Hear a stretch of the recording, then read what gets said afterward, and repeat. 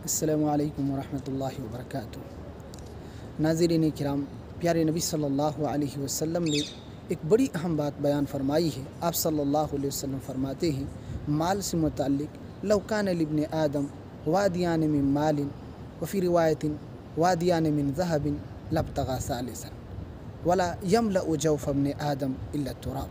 कि अगर इंसान को सोने का एक पहाड़ भी मिल जाए, मालो दौलत का ख़जाना भी मिल जाए, तो वो ये कोशिश करेगा, ख्वाहिश करेगा कि उसे सोने का दूसरा पहाड़ भी मिल जाए।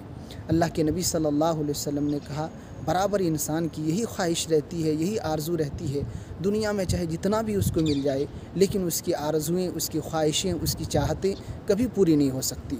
आप सल्लल्लाहु अलैहि वसल्लम ने कहा, वला यमलअ जौफ़ इब्ने आदम इल्ला तुराब, कि इंसान के पेट को अगर कोई चीज़ भर सकती है वो कब्र की मिट्टी है। इंसान मर जाएगा और सैकड़ों मन मिट्टी में उनको दफन कर दिया जाएगा, उसकी आरज़ुएँ सब ख़त्म हो जाएगी, उसकी चाहतें सब ख़त्म हो जाएगी। जब तक दुनिया में रहेगा, हाय माल, हाय दौलत, हाय दुनिया की तरक्की और उसकी लालच, ये चीज़ कभी ख़त्म नहीं हो सकती है।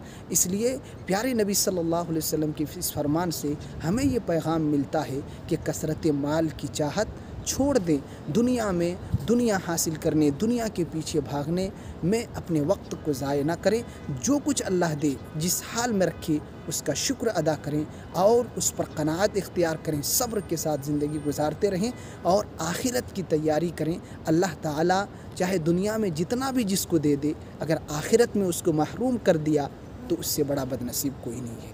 आखिरत में खुश नसीब बने। दुनिया में हमारी शरीयत ये कहती है कि आपको जितना मिल जाए, आपका पेट कभी नहीं भर सकता। इसलिए क्यों ऐसी चीज़ों के पीछे भागते हैं जिससे कभी आपकी ख्वाहिश पूरी ना हो सकती हो, आपकी आरज़ू की तकमील ना हो सकती हो। आप उस चीज़ की फ़िक्र करें जहाँ अल्लाह ताला आपकी आरज़ुओं को पूरी कर देगा। वो जन्नत है, उसकी लालच रखें और उसके लिए कोशिश करें।